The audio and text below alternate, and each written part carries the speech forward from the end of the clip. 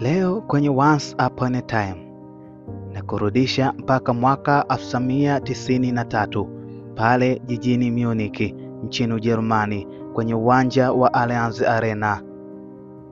Mwaka 1993 ulichezwa mchezo wa fainali ya ligi ya mabingwa barani Ulaya maarufu kama UEFA Champions League, mchezo ambao ulizikutanisha timu za Olympique Marseille dhidi ya AC Milan ama maarufu kama AC Milan.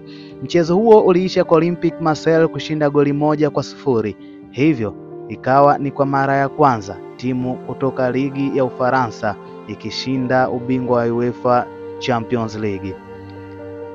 Mei 31 mwaka 2025, klabu ya Paris Saint-Germain kwa mara nyingine wakafanikiwa kutinga fainali, nao wakacheza katika jiji lile lile la Munich, uwanja ule ule wa Allianz Arena, lakini wao safari hii walicheza dhidi ya Inter Milan.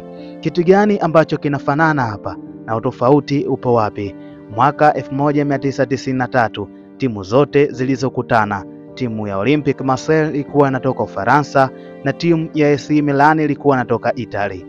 Mwaka 2025 timu ya Paris Saint-Germain yani PSG ilikuwa inatoka Ufaransa na timu ya Inter Milan ikiwa inatoka nchini Italy.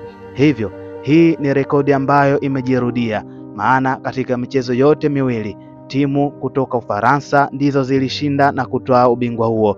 Kama hiyo haitoshi, timu zote zilishinda ubingwa huo kwa mara ya kwanza.